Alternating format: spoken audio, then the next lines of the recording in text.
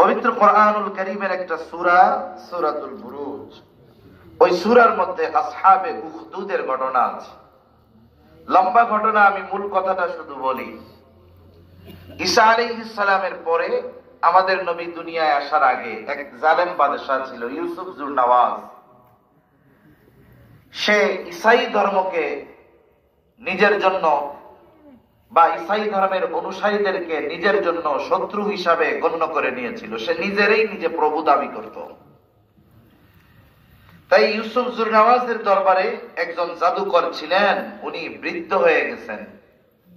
উনি বাদশাকে বলতেছে, বাদশাহ, আপনি একজন মেধাবী বালকের ব্যবস্থা করেন, যে আমার সাথে থাকবে।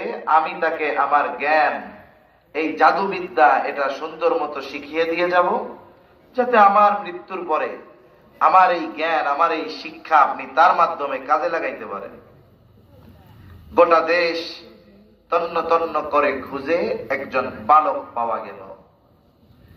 বালকের কাজ কি? সে রাজ দরবারে আরাম আয়েশের সাথে থাকবে, প্রতিদিন কিছু সময় ওই জাদুকরের কাছে গিয়ে জাদুবিদ্যা শিখে আসবে।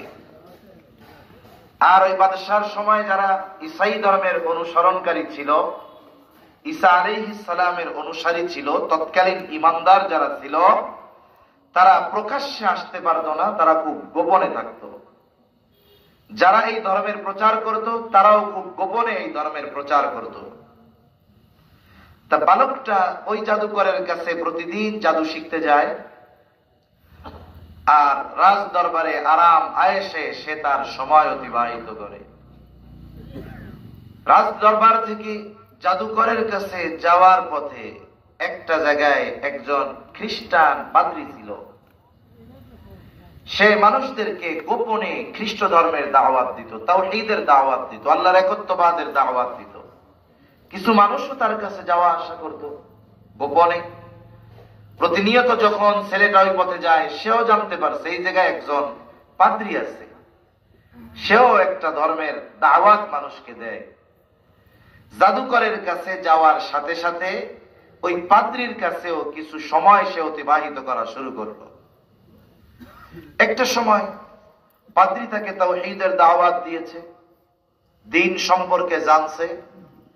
সে পাদ্রীর ধর্মের উপরে তথা তৎকালীন খ্রিস্ট ধর্মের উপরে সে মোটামুটি আগ্রহী হয়ে গেছে, ঈমান আনার অবস্থায় সে চলে গেছে। একটা সময় সে এতটা এই ধর্মের প্রতি আগ্রহী হয়েছে, গোপনে সে ঈমান এনে ফেলছে।